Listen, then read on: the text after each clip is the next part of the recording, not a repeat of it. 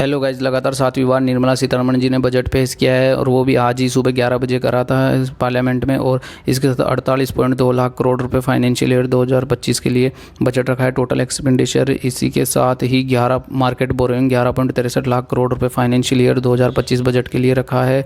और इसी के साथ ही किन सेक्टर्स पर ज़्यादा ध्यान देंगे तो productivity, agriculture, unemployment and skill, और इसी के साथ human resource and development and social justice, इसी के साथ मैन्युफैक्चरिंग, सर्विस और अर्बन डेवलपमेंट, एनर्जी सिक्योरिटी, इसी के साथ ही infrastructure, innovation and research and development, next generation reforms, इन पे ज़्यादा ध्यान दिया गया है भाई। और जीडीपी में भाई 4.9% अनुमानित रहेगी फाइनेंशियल ईयर 2025 के लिए भाई।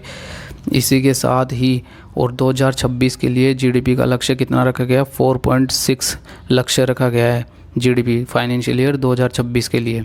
और कैपेक्स भाई 11.11 लाख करोड़ रुपये फाइनेंशियल ईयर 2025 बजट के लिए रखा है। और शिक्षा और स्किल बढ़ाने पर 4.8 लाख करोड़ रुपये आवंटन। इसी के साथ डिफेंस पर खर्च बढ़ाकर 4.56 लाख करोड़ रुपए फाइनेंस मिनिस्टर ने अनाउंसमेंट कर। ग्रामीण विकास पर भी भाई ग्रामीण विकास पर 2.66 और 5 साल में रोजगार पर 2 लाख करोड़ रुपए खर्च करेगी भाई, फाइनेंस मिनिस्टर की तरफ से अनाउंसमेंट हुआ है। और कृषि सेक्टर के लिए 1.52 लाख करोड़ रुपए का आवंटन होगा। इसी के साथ ही इंफ्रास्ट्रक्चर के लिए 1.5 लाख करोड़ रुपए का आवंटन होगा। और रिसर्च और इनोवेशन के लिए भाई 1 लाख करोड़ रुपए का आवंटन होगा भाई। और इसी के साथ ही स्पेस इकोनॉमी पर भी फोकस किया गया। स्पेस तकनीक पर 10,000 करोड़ और वीसी फंड रहेगा। और स्पेस इकोनॉमी को 10 साल में भाई 5 गुना बढ़ाएंगे भाई। ग्रोथ तो इसमें भी रहेगी भाई 5 गुना 10 साल में से बोल रहे।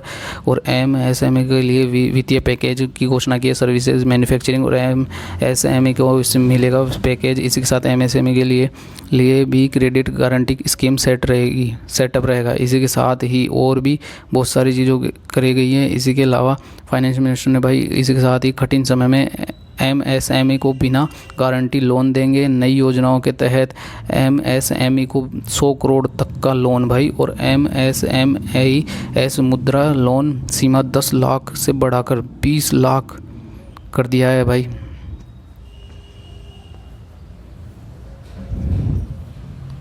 और विदेशी कंपनियों के लिए कॉपर टैक्स घटाकर 35% कर दिया गया है। इसके साथ ऑप्शन एसडबलटी बढ़ाकर और फ्यूचर पर भी एसडबलटी बढ़ाकर 0.2% कर दिया गया है। इसके साथ चुनिंदा एसेट्स पर शॉर्ट टर्म कैपिटल गेन 20% होगा। और लॉन्ग टर्म कैपिटल गेन कितना रहेगा, 12.5% रहेगा। स्टैंडर्ड डिडक्शन 50,000 से बढ़ाकर 75,000 किया गया है। इसी के साथ ही इनकम टैक्स में बहुत बड़ा बदलाव किया गया। 3 लाख पर कोई टैक्स नहीं लगेगा। इसके 3 से 7 लाख पर 5%, 7 से 10 लाख पर 10% और 10 से 12 लाख पर 15% और 12 लाख से 15 लाख पर कितना 20% टैक्स लगेगा। इसी के साथ 15 लाख से जो भी ऊपर रहेगा ना, जिनके पास भी पैसा 15 लाख से, उनके 30% टैक्स लगेगा भाई।